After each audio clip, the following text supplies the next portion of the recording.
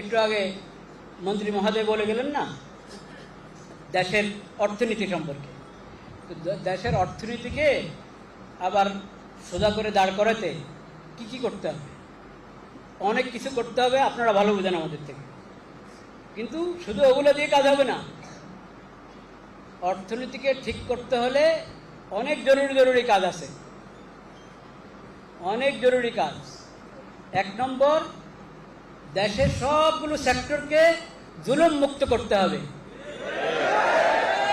দুর্নীতি মুক্ত করতে হবে এবং রিবা মুক্ত করতে হবে অর্থনীতিকে। রিবা, সুদ মুক্ত হতে হবে অর্থনীতি। সব করলেন কিন্তু সুদ দিয়ে অগ্রসর হতে থাকলেন, বাড়াতে থাকলেন, কাজ হবে না। ওমা আতাইতুম মির রিবান লিয়ারবুয়া ফি আমওয়ালিন নাস ফালা ইয়ারবু ইনদাল্লাহ ওমা আতাইতুম মিন যাকাতিন তুরিদুনা ওয়াজহাল্লাহ ফাউলাইকা হুমুল মুযিফুন।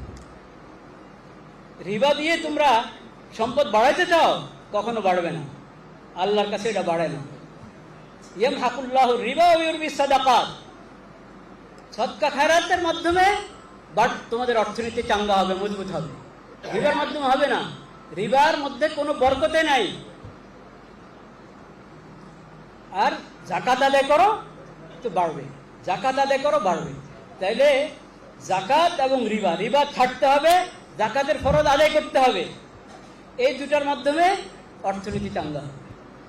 আর খেয়ানত, জুলুম দূর হইতে হবে। রিশওয়াত,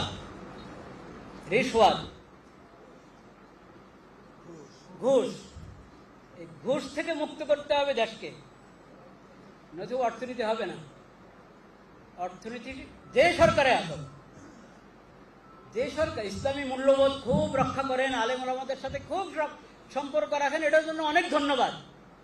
কিন্তু এটা মনে রাখতে হবে, যতক্ষণ আমি আমার অর্থনীতিকে সুদ মুক্ত না করব, ঘুষ মুক্ত না করব, দুর্নীতি মুক্ত না করব, এবং সরকারের সাথে জনগণ সবাই যতক্ষণ সহযোগিতা না করবে, সরকারের ইচ্ছা আছে কিন্তু জনগণ সহযোগিতা করছে না, সিন্ডিকেট করে বসে থাকে, কিভাবে শান্তি আসবে?